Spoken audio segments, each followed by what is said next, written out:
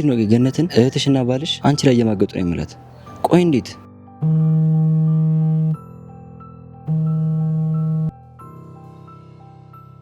ገነት? ቆይ እንዴት ደወለች? አዎ ለነገሩ ጧት ባሳያቸው ባህሪ ይሆናል። ሄሎ ገንዬ። አሎ ገንዬ፣ ምን ነው ፈለግሽኝ? ምን ነው በደህናሽ? ምን ልረዳሽ እችላለሁ?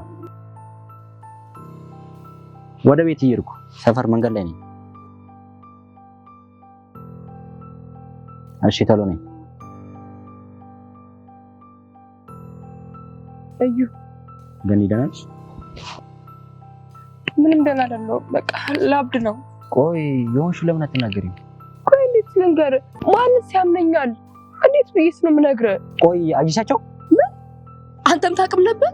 እንዴት እያወቅህ ዝም አልከኝ? ለምን? በጭራሽ እህቴ፣ እኔም ትናንት ማታ ነው ያየሁት። እንዴት እንደምነግርሽ ጭንቅ ብሎኝ ነበር። ለዛ ነው ጸባይ ጧት እንደዛ ነው ማለት ነው? አዎ እህቴ፣ ለዛ ነው። ይቅርታ። ተረጋጊ፣ በቃ አይዞሽ።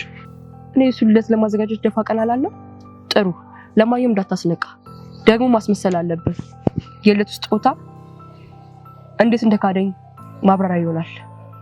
ቆይ እንዴት? እሱን እነግርሃለሁ። አሁን እንሂድ።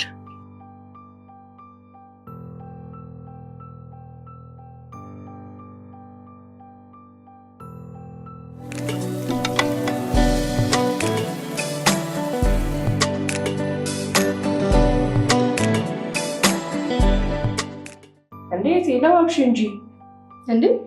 ምን አለ እንዴ? ተረሳሽው እንዴ? ዛሬ እኮ የክብሩ ልደት ነው። ለካ ዛሬ ነው። ሁሉ ነገር ተዘጋጅቷል።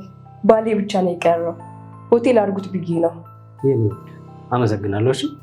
ዋው ደስ ይላል። እና ለለባብሳ? አዎ እህቴ፣ ቆንጆዬ ሆይ ለባብሽ። እሺ እኔም ለባብስ። ከዛ በፊት ግን አንድ ነገር አለ። እሺ ምንድን ነው? ስለ ሁሉም ነገር አውቃለሁ። ለምን ብዬ መጠየቅ እችላለሁ? ማለት ምንድን ነው የምታውቂው? አትደንግጪ እንጂ። ምን ነው ተዋናዮቹ?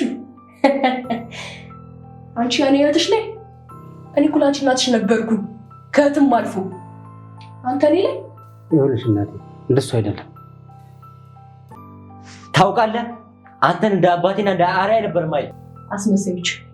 ውጡልኝ! ከዚህ ቤት ውጡልኝ! ዘይት እናንተ ማየት አልፈልግም።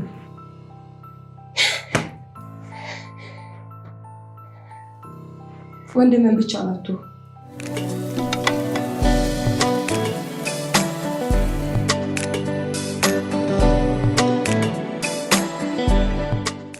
ይገርማል።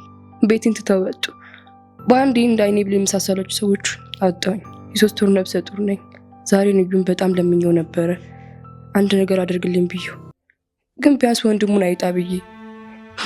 የሰው ልጅ ዛሬን ብቻ አይደለም የሚኖረው። አይ የምኖረው ዛሬን ሳይሆን የምሰራው የነገር ታሪኬን ነው። ስህተት ስንሰራ ቆም ብለን ራሳችንን መገምገም አለብን። ካልሆነ ለብዙ ሰው ቁስል ነው የምንሆነው። እኔ ግን አለው ልጅም ይወለዳል። ምን ብዬ ታሪክ እንደምነግረው አላውቅም። እንዴት የሰው ልጅ ታሪኩ የልጅ ልጅ ላይ በየዓመት ይጫወታል። እስኪ ይሁን ባካችሁ፣ ነጋችሁን እያሰባችሁ ዛሬያችሁን ኑሩ።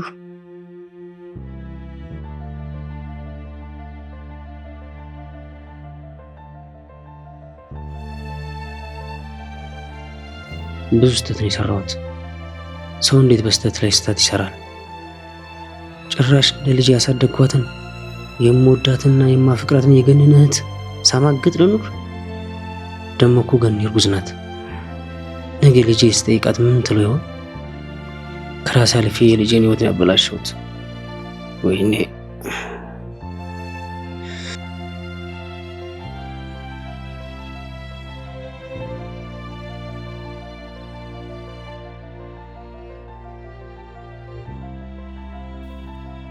በእኔ ያልጠግባይነት ባጉል እህቴ ላይ ባለኝ ቅናት ህይወትን አበላሸው።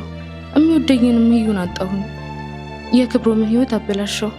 ክብሮን በሚችለው ታግሎኝ ነበር። እኔ ግን የተሸነፍኩ መሰለኝ እንጂ ታገልኩት። አይገርምም? እህቴ እርጉዝ ናት። ብቻዋን ልጅ እንድታሳድግ ፈረድኩባት። አይ ክብሮም ገኒን በጣም እንደሚወዳት ያወቀው እንደሚለያይ እርግጠኛ ሲሆን ነበር። እኔ ግን አሁን ምንም የለኝም። በራሴ ጥፋት ቤተሰቤን እዩን አጣሁ። ከምንም በላይ ደግሞ እህቴንና እዩን አጣሁ። ቅጣት ማለቴ ነው። እየኖርኩ ሞቻለሁ። ይከብዳል አይደል? ስራ ለሰሪው እሾህ ላጣሪው ትላለች እህቴ። ያው የኔ ህይወት